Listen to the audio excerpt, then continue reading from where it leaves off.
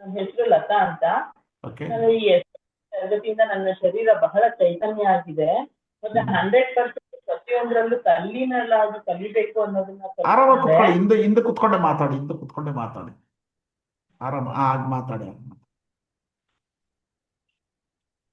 ಮತ್ತೆ ಹಸಿ ತರಕಾರಿ ತಿನ್ನೋದ್ರಿಂದ ನಮ್ ಶರೀರ ಅಂತೂ ತುಂಬಾನೇ ಚೈತನ್ಯ ಆಗ್ಬಿಟ್ಟಿದೆ.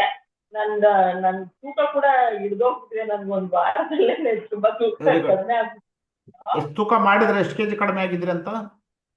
ನಾನು 3.5 kg ಕಡಿಮೆ ಆಗ್ಬಿಟ್ಟಿದ್ದೀನಿ. Very good.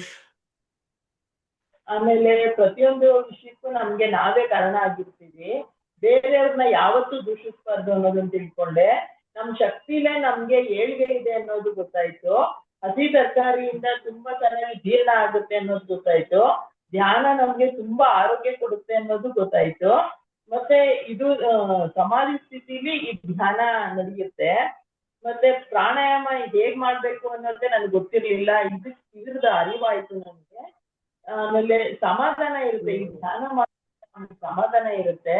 ಮತ್ತೆ ಆಸೆಗಳನ್ನ ನೆರವೇರಿಸ್ಕೊಳ್ಳೋಕೆ ಸರಿಯಾದ ಮಾರ್ಗದಲ್ಲಿ ನೆರವೇರಿಸ್ಕೋಬೇಕು ಅನ್ನೋದು ಗೊತ್ತಾಯ್ತು. ಮತ್ತೆ ಧ್ಯಾನದಿಂದ ನೆನಪಿನ ಶಕ್ತಿ ಕೂಡ ತುಂಬಾ ಜಾಸ್ತಿ ಆಗುತ್ತೆ ಅನ್ನೋದು ತಿಳ್ಕೊಂಡೆ. ನಮ್ಮ ಆಸೆಗೆ ಅಭಿವೃದ್ಧಿ ಕಡೆ ಇರ್ಬೇಕು ನಮ್ಮ ಆಸೆ ಯಾವಾಗ್ಲೂನು. ಮತ್ತೆ ನಮ್ಮ ಆಸೆ ಇದು ಧ್ಯಾನದಿಂದ ಹೊರಬಂದಾಗ ನಮ್ಮ ಶರೀರ ತುಂಬಾ ಫ್ರೀ ಆಗಿರುತ್ತೆ ಅನ್ನೋದು ಗೊತ್ತಾಯ್ತು. ನನ್ಗೆ ಹೇಳೋದಾದ್ರೆ ನನ್ಗೆ ಇದ್ರ ಬಗ್ಗೆ ಯಾವ ರೀತಿನೂ ನನ್ಗೆ ಏನೂ ಗೊತ್ತಿರ್ಲಿಲ್ಲ. ನನ್ಗೆ ಫಸ್ಟ್ ಕ್ಲಾಸ್ ನಾನು ಅಟೆಂಡ್ ಮಾಡಿದ್ದು. ನನ್ಗೆ ಏನು ಅನ್ನೋದೇ ಗೊತ್ತಿಲ್ಲ. ನಾನು ಆನ್ಲೈನ್ ಕ್ಲಾಸ್ ಕೂಡ ಇದೇ ಫಸ್ಟ್ ಟೈಮ್ ನಾನು ಅಟೆಂಡ್ ಮಾಡಿದ್ದು. ನಾನು ತುಂಬಾ ಅದೃಷ್ಟವಂತೆ ಅಂತ ತಿಳ್ಕೊಳ್ತೀನಿ. ತುಂಬಾ ಖುಷಿ ಆಯ್ತು ಗುರುಜಿ ನನ್ಗಂತೂ. ನಾನು ತುಂಬಾ ಬದಲಾವಣೆ. ಆಂಜಿನಮ್ಮ ಅವ್ರಿಗೆ ಫುಲ್ ಥ್ಯಾಂಕ್ಸ್ ಹೇಳ್ಬೇಕು ನೀವು.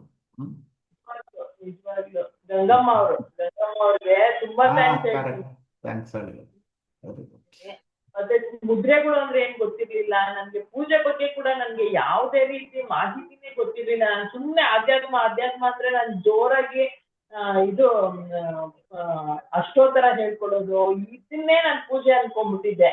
ನಾನು ನಿಜವಾಗ್ಲೂ ಮನ್ಸಲ್ಲೇ ಹೇಳ್ಕೋಬೇಕು. ಇದ್ರ ಅರಿವು ಅಂತೂ ಬಂದಿದ್ದಂತೂ ನನ್ ಈ ಕ್ಲಾಸ್ ಇಂದಾನೆ ಅಂತಾನೆ ನಾನು ತುಂಬಾನೇ ಖುಷಿ ಪಟ್ಟೆ. ಮಾತ್ರ ಇದನ್ನ ಅನುಭವಿಸಿದಾಗ್ಲೇ ನಮ್ಗೆ ಗೊತ್ತಾಗೋದು ಅದ್ರ ಸತ್ಯ ಏನು ಅನ್ನೋದು. ನಮ್ಗೆ ಇದನ್ನ ಅನುಭವಿಸ್ಬೇಕು, ಅವಾಗ್ಲೇ ನಮ್ಗೆ ಗೊತ್ತಾಗೋದು. ಸುಮ್ನೆ ಯಾರೋ ಹೇಳ್ತಾರೆ ಅನ್ನೋದೆಲ್ಲ ನಮ್ಗೆ ಸುಮ್ನೆ ಕೇಳಿಸ್ಕೊಳ್ತಿದ್ದೆ. ನಾನು ಎಷ್ಟೋ ದಿವಸದಿಂದ ಕೇಳಿಸ್ಕೊಳ್ತಿದ್ದೆ, ಬಟ್ ಯಾವ್ದು ಅನುಭವ ಬಂದಿರ್ಲಿಲ್ಲ ನನ್ಗೆ. ತುಂಬಾನೇ ಸಂತೋಷ ಆಯ್ತು. ನಾನು ಈ ವೇದಿಕೆಯಿಂದ ಹೇಳೋದು ಅಂತಂದ್ರೆ ಎಲ್ಲಾ ಗುರುಗಳಿಗೂ ನನ್ನ ಹಣೆ ಹಚ್ಚಿ ನಿಜವಾಗ್ಲೂ ನನ್ನ ಆತ್ಮಪೂರ್ವಕ ಹೋಗಿ ನನ್ನ ನಮಸ್ಕಾರನ ಹೇಳ್ಕೊಳ್ತಾ ಇದ್ದೀನಿ.